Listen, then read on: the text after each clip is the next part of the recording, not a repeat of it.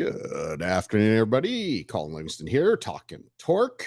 Another Thursday, what we used to call, and we may once again call Thirsty Thursdays, thanks to tonight's guest. We're not going to waste a lot of time here. Bring in my good friend and recently announced 2 p.m. to 6 p.m. host of the Jason Gregor Show, Mr. Jason Gregor. How you doing, man? Colin, I'm good, buddy.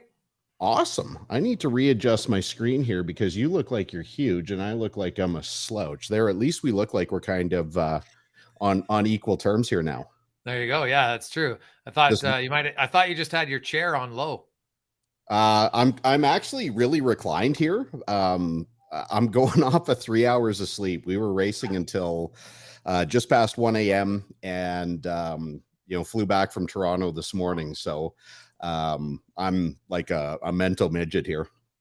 Oh, well, buddy, it's a tough life of racing, man. I don't know anything about that part of it, but I've talked about it.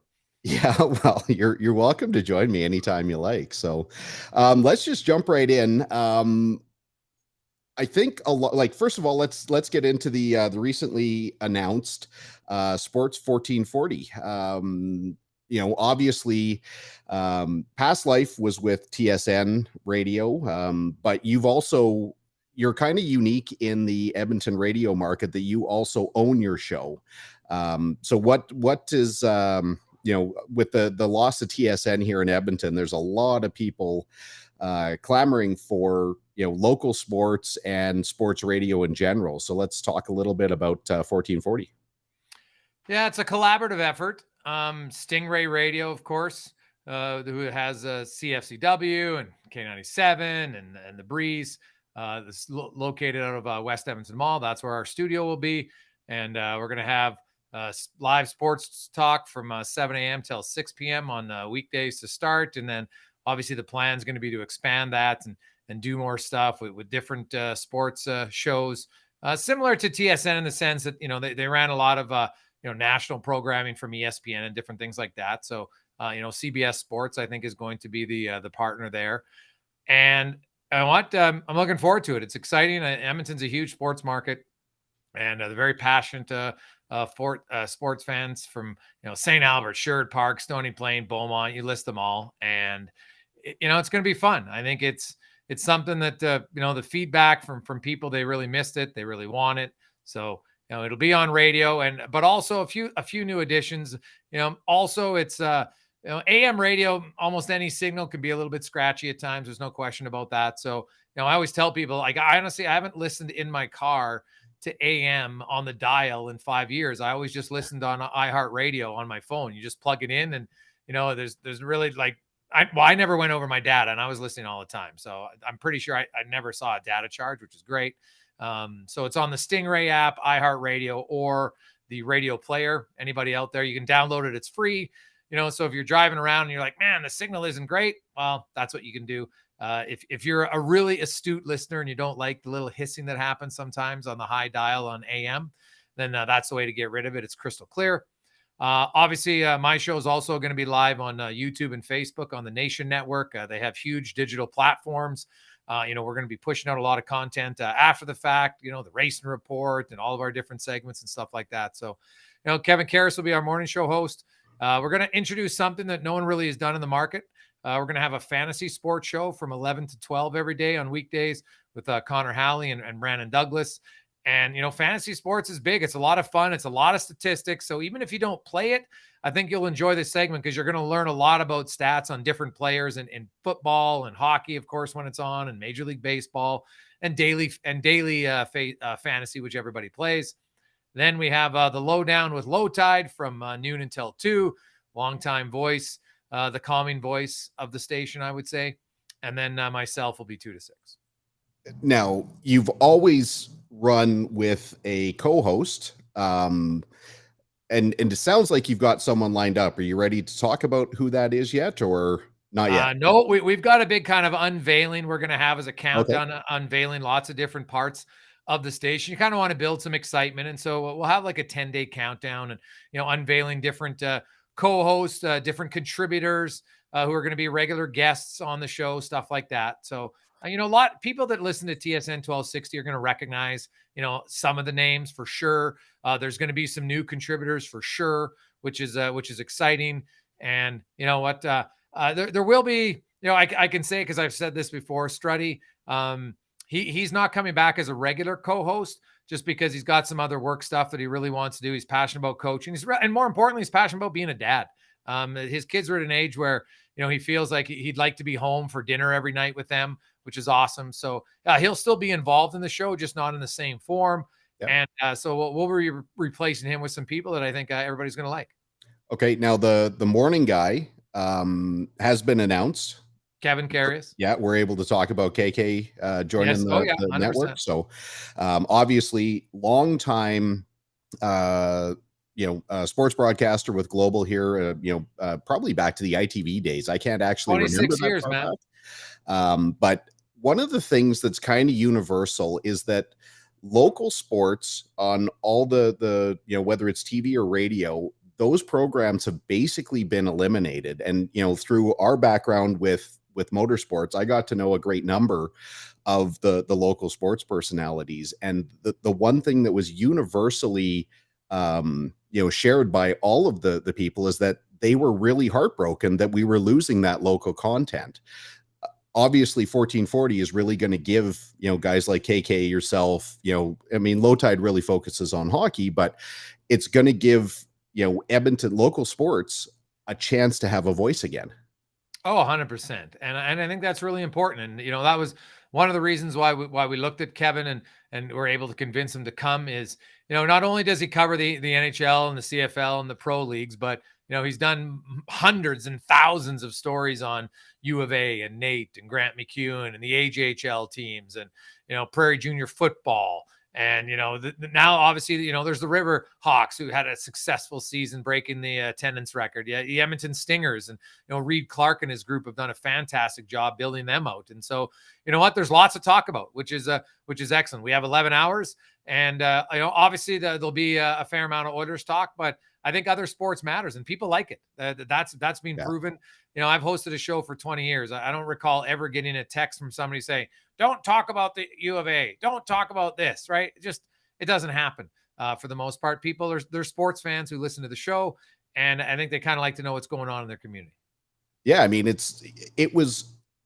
for me, it was eye-opening. And I was honestly shocked with the outpouring of comments from, people, fans, listeners, once the 1260 station went off the air. I mean, for me, 1260 was radio in Edmonton when I was a kid. Like that was a music station when I was a kid. Yeah. And then, I didn't really know the connection between you and John Short until you had kind of published how you had gotten into radio by actually partnering with John, who showed you that model of, owning your time slot.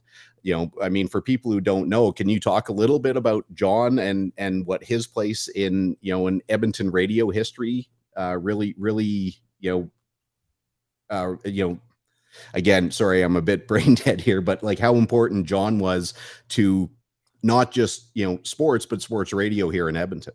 Oh man. I'm pretty certain that John was like the first daily, weekly sports talk show host in Canada way back in the early 80s. And so that's really where my interest in sports radio started was listening to John in the truck with my dad and my brother and my mom, driving home from games, different times, different people.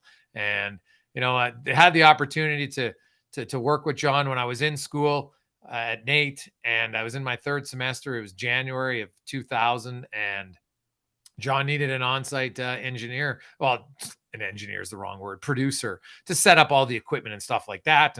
And so John interviewed me and basically just asked me sports questions, which was amazing.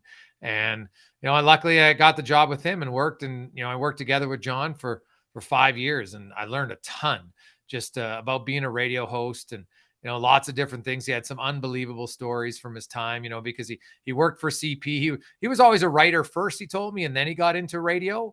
So, and, John could like any sport, anytime, right? That was his motto for a long time on sports talk. So I just kind of grew up listening to him talk boxing. Like him and George Chuvalo were buddies. And so he had some unbelievable Chuvalo stories, and he would talk boxing, but then he would talk baseball and his love of the Detroit Tigers. And, then he would mix in, of course, like he worked for the Edmonton Oilers for 1 year with Peter Pocklington. Man, did he have some stories about old Peter the Puck. So, you know what? He had an unreal career, and it was great to get to work with John because, he taught me a lot about the industry, good and bad. And, it was so fun. So, he was really kind of that extra catalyst for me, and where my passion from sports talk radio began as a young kid. Like you can talk to a lot of people from my generation, Colin, yourself included, who, when they went to bed at night, back when you had the old clock radio and you would put it under your pillow, so hopefully your parents didn't hear you, and you'd want to listen a half hour more of Short at Night because he was 9 to midnight. And that was, that was amazing. I still remember it, man, grade 9 and 10. Back when you had a waterbed. I don't know if people even know what that is, but I had a waterbed. It was money. And, I had the clock radio right there. And so parents, good night. Yeah, good night, Mom, Dad. And then, you'd listen a little bit longer and stretch it out. And sometimes you'd be tired and you regret it the next day. But man, I used to love doing that. I actually, I started calling into John's show a few times when I was, I think, 14 or 15 when they had kids night. And it was awesome. So it was a thrill to get to work with John and someone I call a friend. He was definitely a mentor of mine. He's somebody I looked up to. It was an honor. And one of the highlights of my career was when I organized a kind of a surprise 80th birthday party for him. And we brought him on air and brought him in studio and had a lot of his friends from his past and stuff come on. And it was, John's a great guy. Yeah. I mean, I when I was a kid, we had a radio in our kitchen. Okay. And it was set perpetually to 1260. So we would listen to, the radio throughout the day. I mean, obviously on weekends or, summers or what have you, and vividly remember, John's show. So, I mean, that's really cool because, in a lot of ways they say you shouldn't meet your heroes because, they usually can't live up to what your expectation is. But that's such a great story that obviously, not only did he meet your expectations, but, was probably able to exceed them. Oh, no, it was great. I always joke, though. Let's be clear. John was never my hero. I always bug him about that. So, no, but he was somebody that I for sure looked like. It was honestly like it's funny when you think back in your life. Like I remember going to have an interview with John, and it was at Northlands Park because that's where he used to do a show at night in the early 2000s. And so he's like, well, hey, why don't you come down here? And it was an interview at like 7:30. And so we have a conversation, kind of, give him a little background here and that. I mentioned, I used to call into your show, John. And he's just like, oh, really? Oh, yeah. And I was like, yeah, Jason from New Sarepta. And he was like, oh, my, now maybe he remembered, maybe he didn't, but he sure sounded like he did. And then we just proceeded to kind of ask me my view on sports for 20 minutes. And then when I started working for him, I was kind of nervous the first few nights, like you're just there. I'm not saying anything. And then one night, one of the guests didn't show up, and John's sitting there and he's like, hey, put your headset on. And he just asked me some questions. And that was kind of the start of my broadcast career. It was amazing. Yeah, it's kind of funny because you've already hit on about 5 points that I've made notes that I want to cover here tonight. I'll go back because you mentioned how John was, first and foremost a writer, which is, something that you also share. You're actually quite prolific with your writing. Not only do you post for, Oilers Nation, but you also, not just, professionally, but personally write things. Like I've still got a copy of the email you sent out back in 2020, regarding the passing of your father, very, very, well written. I don't know if you want to call it, calling it an email isn't quite right, but that's just how you transmitted it, talking about the importance of your father and family and all the rest of it. But you write an awful lot. Now, was that something you learned from John, or is that something you've always had? Well, not so much from John. Honestly, I started writing for a few reasons. Like my mother was, my mom is a former teacher. She was vice principal. Then she wrote the Social 30 curriculum for many years for the Alberta government. Then she would evaluate teachers. She's got her doctorate. My mom's one of the smartest people I know. And so we grew up in our household that, English grammar was fairly important. And so, I had a decent grasp of it. I wouldn't say I was a great writer to start. I still like when I see other guys who I think are great writers, I'm like, oh my God, I wish I could write like that. But I write better, Colin, sometimes when it's just like personal stories that I feel I can bring out the emotion that way. I think me personally, that's what I feel I'm best at. Maybe I'm wrong, but I'd asked John about it, but the big reason why I got into it was because I was in radio at the time and I was doing a night show, and I'd have some ideas because, I was pretty connected to the football team, and I'd talk about it on my show. And then 2 days later, I'd see it written somewhere. And I was like, man, like that's more permanent than a late night radio show. When you got to remember, there was no internet. People weren't archiving your shows way back in the early 2000s. So Lee Nohos from Edmonton Sports Scene, for anybody who maybe remembers that, it was a small kind of independent little paper that had just wrote about the sports. And so I got to write in there. And the only way you get better as a writer, the only way you get better as a radio host, the only way you get better as a race car driver, anything in life, is you need reps and you got to do it more. And so, I was writing there where I actually started writing, true story, because I wanted to get into it.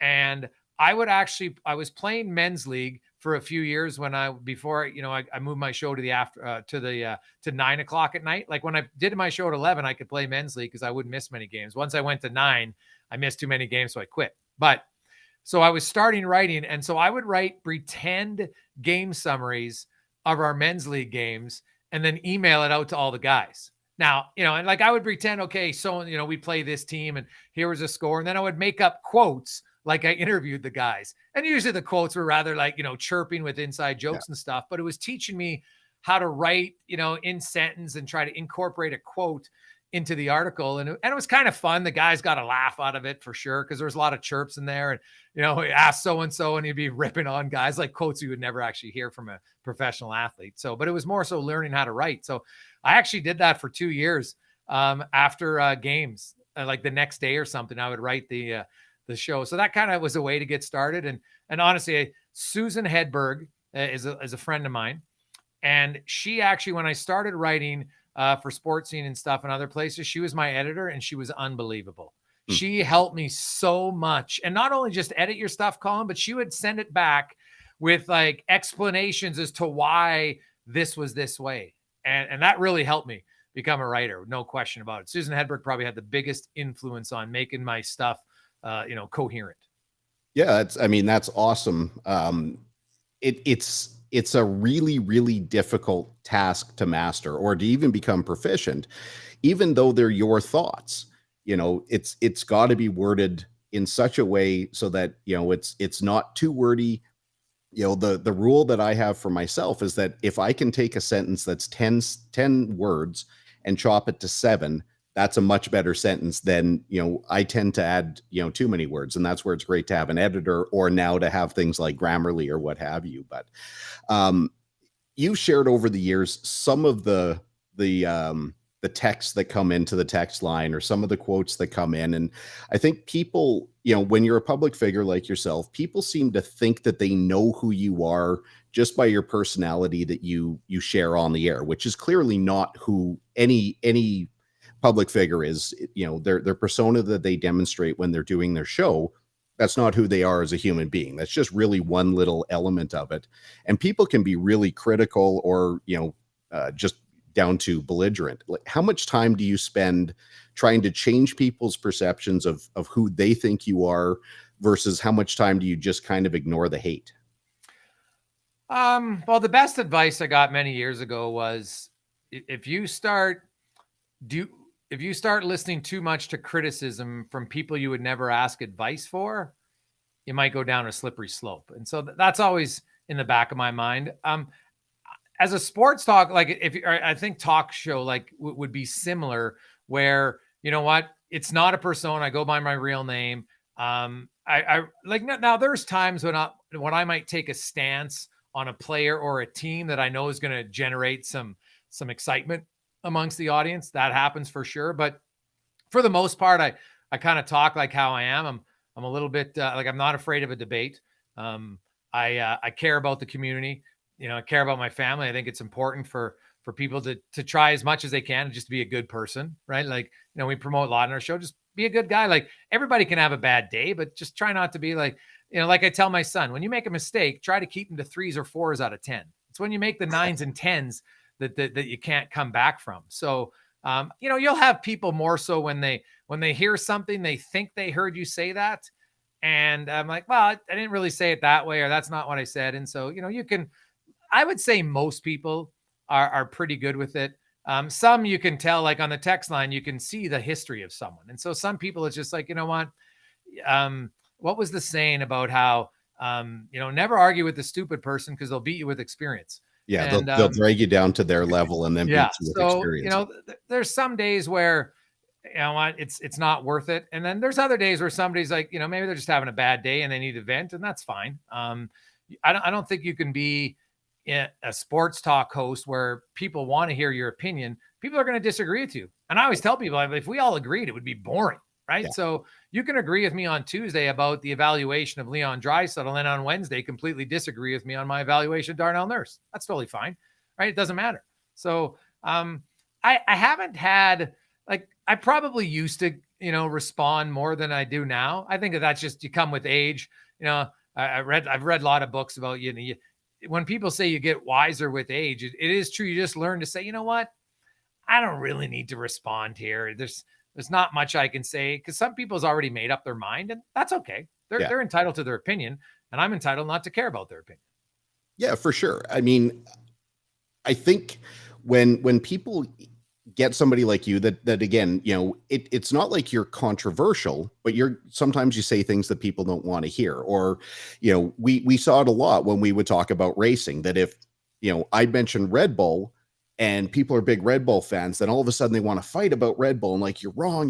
No, Red Bull's great. Or, Ferrari or whatever it is. And, then it becomes, well, you're an asshole for thinking like, well, wait a second, were we talking about this? Or you may be just angry in your life about a lot of other things, and this is just your way to lash out. But, I've had the privilege of getting to know you fairly well over the last 5 years that we've done, the radio show together, the CanTorque Race Report, which is very cool that we're going to be able to bring that back, but also personally, on a number of different things. And one of the things, I mean, it's a really easy number to throw around, but through your radio show, you've been able to raise over $2 million for various charities. That's not insignificant. That's very, very cool. And then things like, Gregor's grads to help underprivileged, students with tuxedos or suits for graduation. Obviously, philanthropy is a big part of your life, but I don't think a lot of people really understand that that's more about who you are than the guy who's on the radio, trying to pump somebody's tires from time to time. I really believe that most people generally want to help other people. And in some cases, they don't know how to go about it. They don't know, which charity to support or something like that. And so, like, I kind of stumbled on the little bit, like, I learned a few lessons. Like, my father was never a real big talker to us. Like, he was super funny. He was very loving, but he wasn't the dad that would like give you speeches all the time. Right. But when he said some things, I usually listen. And there's a few times in my life where, I remembered, I think I was 13. We were living in Leduc at the time. And for some reason, we're downtown Edmonton. I don't even know why. And anyway, we were walking. Maybe I think we might have dropped somebody off at the bus depot. And as we were walking back to the car, this man came up to my father and was in tears, and how he really needed to get home, and he needed $20 for a bus ticket or something. And so at the time, my dad had just been laid off, and and we didn't have a lot of money, but my dad still gave him $20. And I remember we're driving home, and I'm kind of like, I was like, geez, Dad, I thought you told me I can't remember what it was, like some glove or whatever. And he was like, well, you didn't need that, and like, that guy really needed to see his family, and you know what? He needed the $20 more than we did, and we'll be fine. And you know what? At the time, I'm kind of like, whatever. But that story really stuck with me, and I remembered it at different times. And so if you're in a position where you can help people or get others to help them with you, and that's, the listeners on my show have been amazing for so long. So many of them have the same willingness to want to help out others. And so when I bring it up, the topic, they're like, we're in. And, they bid on auction items, or they do our pyramid of giving, where it's a full, just straight donation at a different monetary value. And, it's really heartwarming, though. That's the thing that, I get a lot of enjoyment out of. It's fulfillment. Like, it's great to see when you can help other people. There's no doubt in my mind. And so, like when I have sponsors who come and help me for Gregor's grads, part of the deal is any of my big sponsors, I say, okay, I love your money and that's awesome, but I want you to come to a fitting and just see how the boys react when they get that suit the first time. Right. And because now you see where your money goes. And I think that can be more powerful. Like you're a big corporation and a lot of them give a lot of money and they donate it, but that's one element. If you can see where your money goes, it touches people different. And so I found that works. And we talk about it on air. Obviously there's certain times it's private information, so you can't say it, but you try to give people, a storyline of where the money's going and why it's important. And, so many people out there truly want to help others. Even sometimes, like I've had people say, man, I can only afford a $50 donation. I'm like, dude, don't ever say sorry for wanting to help others. I don't care if it's $50, 500, it's all relevant. It's all the same, because if that's what you're capable of giving, if it's only $10, that's fine. It all adds up. Yeah. I mean, no matter how you slice it, $1 million is still made up of pennies. Yeah. Every little bit, gets there to the end. Now, one thing people might not know about you if they don't know anything about your personal life, you mentioned New Sarepta, but with that, you guys have a really strong farming background. Yeah. And you spend a lot of time, even to this day, even though, the dynamic of the farm has changed a little bit in the last couple of years, you spend a lot of time essentially as a farmer, and you still enjoy going back to the farm and kind of teaching your son about, all the rest of that. What is it about farming that's so important to you? Oh man. How much time do we got? As much as you want. I'll be honest, I'm pretty lucky. I do a job that I truly enjoy, right? Like there's very few days, Colin, that I'm just like, oh God, I got to work. Like talking sports, like I'm like, this is pinch me. It's a dream job. But if there was one job that I could do that might be more enjoyable, it would be having my own farm of like 300 head of cattle. And just, it's hard to explain. I've always kind of had a connection with animals from a young age. My mom told me the story. I was like 3 once, and I'd not ran away, but I just left the barnyard in the house with our dog by myself at 3 and walked all the way like a kilometer away from the house in our field to bring the cows up. And I was never scared of animals. I really like them. There's something special about calving season when the odd time when you have to help a cow, and if you're not there, that calf's probably not living. And it was amazing. And also the farm just really taught me work ethic, right? Like you get up in the morning, you're picking rocks, the cows look at you and they're like, you could be a doctor, you could be a celebrity, actor, famous. They're like, I don't care who you are. I want you to feed me. And Feed me. Yeah. right. And there's just something simplistic about it. It's very calming. I loved going to the farm when things get a little high paced in the city and just relaxing, right? It's quiet. It's very serene. It's very calm. I have so much respect for farm life for a lot of people. I'm probably biased. I feel it helped instill a work ethic in me that maybe I wouldn't have had anywhere else. Yeah, I know there's tons of people who grew up, in urban areas that have a great work ethic. So, maybe I would have had that anyway, but just at the farm, like you learned to work and you didn't complain. That's just kind of what it was. And like we sold our cows last November. This was the first year we didn't have calves at the farm. And man, well, since I can remember, I think it's 40 years, probably since we moved to Leduc and rented our farm for 3 years. So yeah, that'd be like many years ago, man. And it was different. Like, I'll be honest, I didn't miss having to go and bed the cows and feed them in -30. I didn't really miss that, but I really missed the calving season aspect. And, we've rented out our pasture land. So we have a cow calf, one of our neighbors' cows or calves are there. So at least I can go and see the cows, but it's not the same. They're not mine. I'm not calving any of them or anything like that. And but it was a great run, and it was awesome. So much about it, the garden and having fresh food from yourself. Like as from a young age as a kid, part of my job was helping my mom plant the garden. And back then it was a big garden. Right. And so, but it was rewarding. Like it sucked planting all the seeds. You're like, as a 10, 11, 12-year-old, God, this is brutal. But then all of a sudden your corn comes up and this, you have cucumbers and peas and fresh beets, and man, nothing beats it. That's a lie. I can't stand beets, but that's just buddy. No. Beets are so good. I would honestly you heat them up on the stove and then they just peel off, man. So juicy. I love it. No, I would punch every beet in the face. I can't stand whatever it is. I don't know. There's something in it that even if I don't know that it's like an ingredient, I'll smell it, I'll taste it, and I have to get rid of the whole dish. There's something about them, but everything else is great. Okay. Now, getting back to sports radio, one of the things you do extremely well, and I have no idea where this comes from or what your secret is, but kind of tying in the arguments that people make about various sports, whether they're hostile, whether they're hostile or legitimate, you've got a knack for statistics that really prove your point. Like whether it's, talking about whether we should buy out this free agent, whether we should make an offer for that one, whether the team should do this, that, or the other thing. And people will talk about, their personal feeling, and you'll always come back with some statistic, which has always fascinated me. Like what, and I don't want you to give up your trade secrets, but where do you source all that? And more than anything, you can find stats for pretty much anything, but how do you find a way to manipulate them or utilize them in the way that you do to kind of prove a point?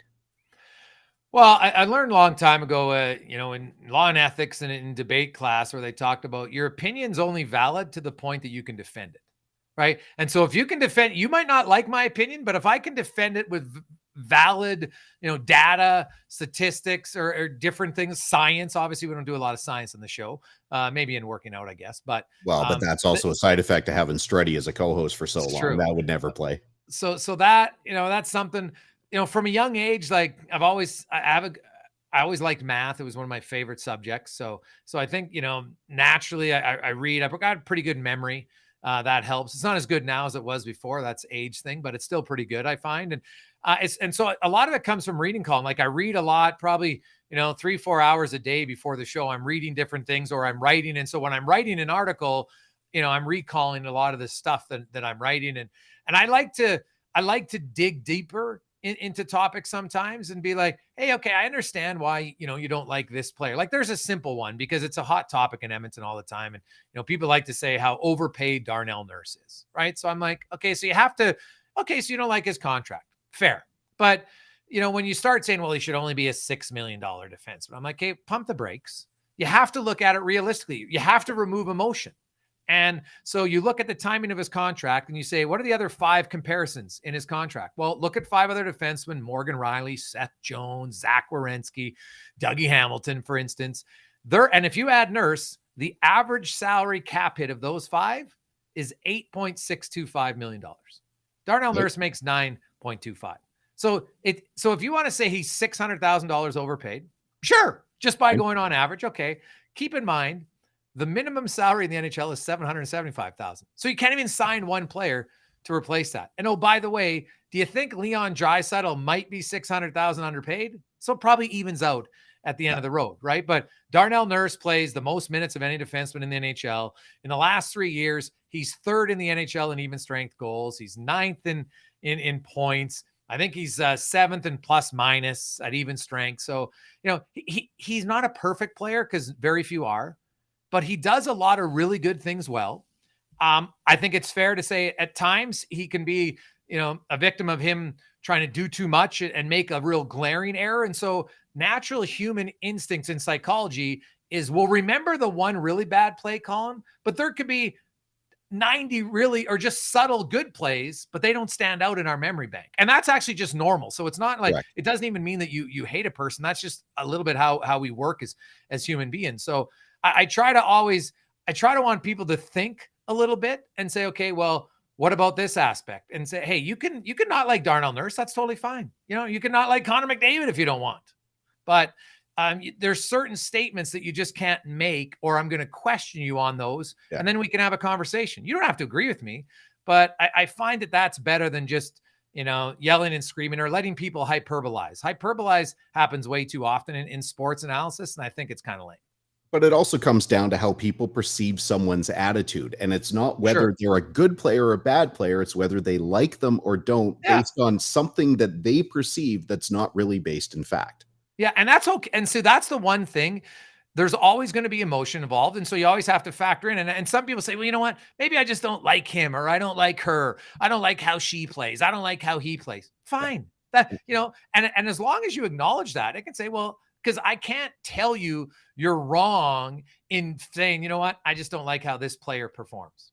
Okay, that's like, you can't argue that. You're allowed to have that thought. Sure. But when you add on things that are then factually or statistically incorrect, then that's when we can have a discussion. Yeah, for sure. Now, we'll wrap up here. I really appreciate the time you've given. I got a couple more questions for you, but obviously we're bringing back the CanTorque Race Report, which obviously is Yes. very important to me as one of the principal of CanTorque and the guy who does, a lot of the legwork for that part of it. But over the years, you've become a legitimate race fan. Oh, Like, dude. Like, I honestly, don't know you helped me. Like, I'm a big sports fan. I like learning new things about sports. Like, obviously, Drive to Survive, that helped learn. Because if you get to know personalities, like, I'll be honest, like, my wife is much more of an F1 fan than I am. Like, her Sure. and my son, I'm like, what's going on in my house? It's like Sunday morning at 7:30 and they're watching Mhm. F1 races. And I'm like, what kind of bizarro world is this? Like, that never would have been something that happened a few years ago. And I think it's great. Now, but so what really got her involved in that was she liked Lewis Hamilton's story of how he grew up and how he came into being a racer. And he wasn't like your typical one. He didn't come from a rich background, and that just resonated with $0. her, Yeah. right? And he seemed like he was a nice guy, right? There's other guys she thought were funny. And guess what? Like in any sport, you got to have somebody that you don't like. She's not a big Max Verstappen fan. So Yeah. it's, what? That's great in sports. And so, you respect that he's obviously a good driver. I don't think anyone could debate that, but it got me into F1. But I will say I've become more of an Indy fan this past year because it's just more competitive to watch. Like, we know Max is winning in F1. Like, Yeah. God, like right now, Max Verstappen winning a race, you get about the same. You can't even bet on that and get any sort of odds. Like Connor McDavid to get 2 points in a hockey game this year. Like, you used to be like, well, geez, bet 2 points tonight, you could get decent odds. You couldn't even do that anymore because McDavid was so good, right? So that's it. To me, it's anticlimactic. And even when McDavid's good, the Oilers can still lose. But Max Verstappen right now, like, he can't lose. So Yeah, it's unless like unless Harlem he, Globetrotters and Washington Generals yes, right now. like unless there's an accident, so I'm kind of like, well, I don't want to watch just for second place all the time. So I have found myself watching a little bit more IndyCar, just because like there's 7 or 8 different guys have won. There's more lead changes, they're more passing. So Well, you I look at found an myself IndyCar gravitating race, towards that a little bit more. you look at an IndyCar race and ask who's going to win, and you can't answer that. No, You've got a 1 in 15 chance of getting that right. But I pulled this gem up from before, just kind of showing how far Mr. Gregor's come here over the years. And this was going back, I think it was last year when Vettel was kind of popping off about Canada's energy industry, and you managed to tie in philanthropy, racing, and being a proud Albertan into one tweet, talking about how there's a bit of a irony with Seb not cracking the top 15 in the race, but talking about Canada's energy industry while at the same time being sponsored by Saudi Aramco. Yeah. So, and by the way, hey, like, I know Sebastian Vettel is a guy who stood up to, didn't agree with all that, and so that's great. Yeah. I just at times, when you're from Alberta and you hear about all the negativity about the oil field and stuff all the time, when it's everybody who works there and anybody who can have a sane discussion recognizes that Alberta oil is some of the cleanest, if not the cleanest, in the world. Correct. Right. That's I'm not even sure that's up for debate very much on that. So yeah, there's times where I'm just like, don't get on a pedestal. And can they all get better? Sure. But to look at the one that's got the cleanest oil and be that the one you're attacking when there's significantly other places that are doing far worse. Yeah. I think it's important to stand up for the people. And I worked in the oil field before I got into me. I used to do ultrasonic testing for downhole drill pipe. I also worked at API valve, right? So premium oil field inspections. And so I understand all that. I have a huge respect for all the men and women who work in the oil field, man. It's a tough gig. And it can be a lucrative time, but it also can be very emotionally draining. You're away from your family a lot. You got to work a lot of hours, sometimes in brutal cold conditions outside. I'll never forget working in Fort Liard at -50, like, shoot me. It's not the highlight of my life, but so yeah, I have a definite soft spot and a huge respect for the oil field. Well, and it's what really funds a big portion of Canada's economy. But Yeah. So we got a really, really good comment. We don't have the race report for another couple of weeks, but my old friend, Dr. Helmut Marko, who's the special consultant for Red Bull, made a comment this week. And I don't know if you saw it, but I'll throw it at you here unprompted because I want to get your feedback. And we spent a lot of time. I was with Alex, obviously, earlier this week. We were racing in Ontario, but Helmut Marko said, If you put Max Verstappen in the AlphaTauri or the Haas, he will put it on pole. And let's see it. Like, how can we say with any remote truth if that's real? Like, I don't believe that Max Verstappen is 25 seconds better as a natural driver than the other best drivers in the world. Now, maybe I'm wrong on that, but is he one of the best drivers in the world? Without question. Clearly. I don't think there's any debate on that. But see, when you make statements like that in F1, then let's get all the vehicle, let's put all the cars on. I would love to see it. I would hope that F1 would do this, right? The cars are faster than Indy. AlphaTauri is Red Bull's team. They could literally do it for a race. Drivers. Right? Yes, he's won the championship title, but you know why they'll never do it? Because if he doesn't, or if he doesn't win or whatever, then there's too much to risk, right? So it's an easy statement to make, and it's a smart statement in one sense because it's going to fire up people, right? So that's great. Like, a little controversy isn't bad when it's something like that that's kind of harmless. Like, it's not sexist. It's, it's nothing like that.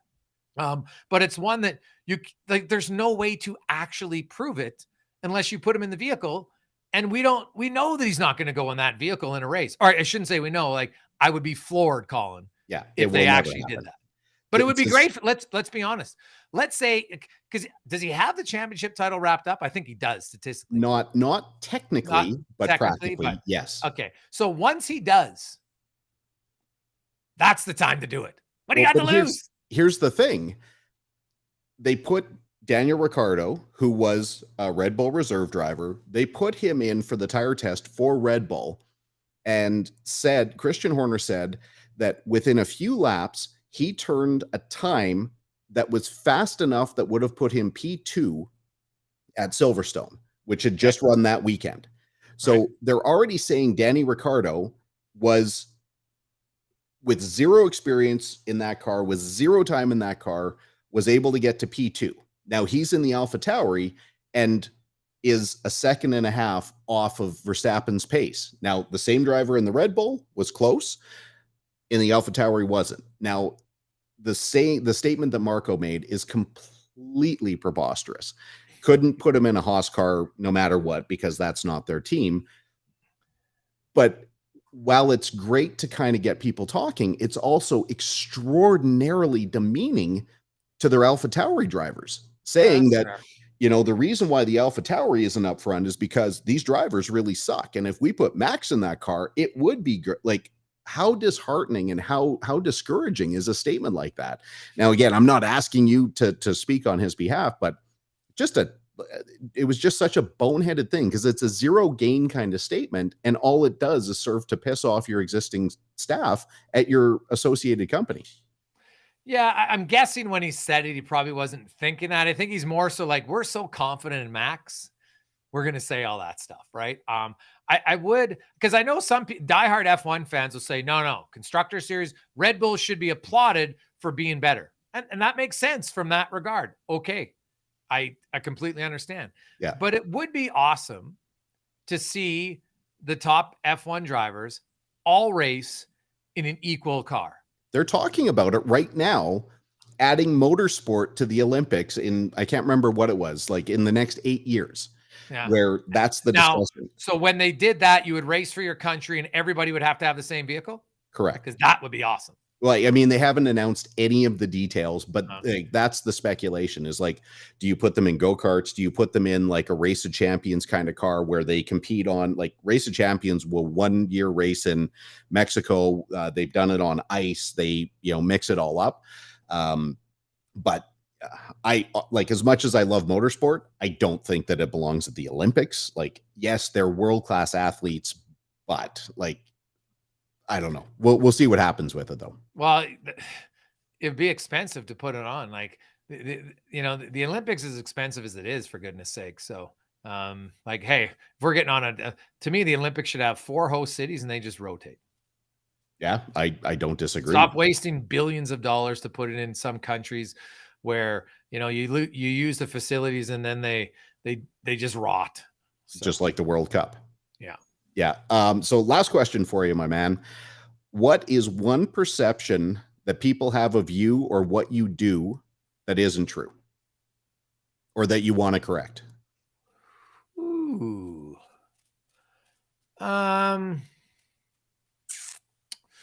That's a good question. Bingo.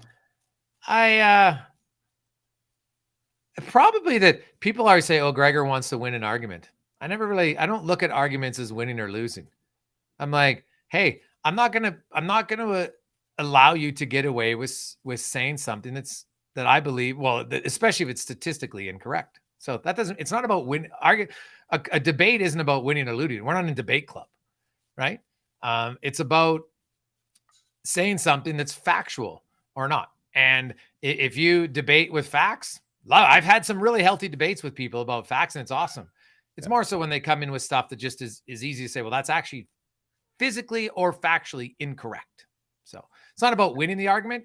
It's about I believe as a society, we've become too accepting of people spreading falsehoods and getting away with it. Couldn't agree more. Love it, man. Really looking forward to getting back on air with you here in a couple of weeks. Congratulations on the new gig. Throw this up here for everyone to see. New Sports 1440 coming to Edmonton here September 5th at 7 a.m. Now, are you going to be part of that morning show with KK? Yes, I think I'll be in for the open. We kind of want to address all of our listeners and together and kind of announce everything that's coming. So yeah, it'll be. I'll have to get up early once, Colin, but never again. Well, but you're a farmer. This is not new. It's true, yeah, but yeah, you know what's funny? I would get up early for calving season, no problem. I used to have my dad and I, even in high school, we kind of had to rotate shifts where one guy would get up if I got up at 10, I'd have to get up at 2. He would get up at midnight and 4, kind of thing. So that I could do, but getting up for school at 6 in months when it wasn't calving season, I found that way harder. It's weird. Yeah. Hopefully we get some of my favorites carrying on with the Gregor show, like story time and the guest of the week, and you even covered video games. Like you talked that was about, actually, that was one of my favorite segments, man. Like people got fired up about it. Like my son's old enough now that he's starting to play. Like we had a deal he could get a PS5 when he was 10, so he's like counting down the days. But like the video games they play now, man, like. I've got an old school arcade stand-up game, and that's the only one I play with my son because it's the only one I can win at. The new games, I don't play enough, and he just crushes me. It's embarrassing. 1943 forever, man. I love that game. Oh, that's a good one. Galaga, man. I love Galaga. But they're all good, man. Classic. Gregor, thanks, man. Really appreciate the time. Again, looking forward to getting things rolling here, September 5th, and we'll talk soon. You betcha. Mabel says hi. That's my dog. She needs to go outside, so it's perfect timing. Perfect timing. Okay, take care, bud. See you later. All right, see ya. Man, so good to have Gregor back on. Really happy for all those guys. Gregor, Kevin Carius, one of the best sports guys that Edmonton's ever produced as a broadcaster. And then some of our other friends like Tom Gazzola will be dropping in, super happy for Connor Halley to have his own show from, I think it's 11 to noon or noon till 1 o'clock. I can't remember the exact times, but I think that's about it. Next week, we'll be doing a lot of recap. Lots going on. We need to talk about our NASCAR races on dirt, some of the stuff that's going on with go-karts, Felipe Massa trying to sue former F1 management for the 2008 championship. There's a million things to go over, but we'll do that again here next week. Thanks for watching.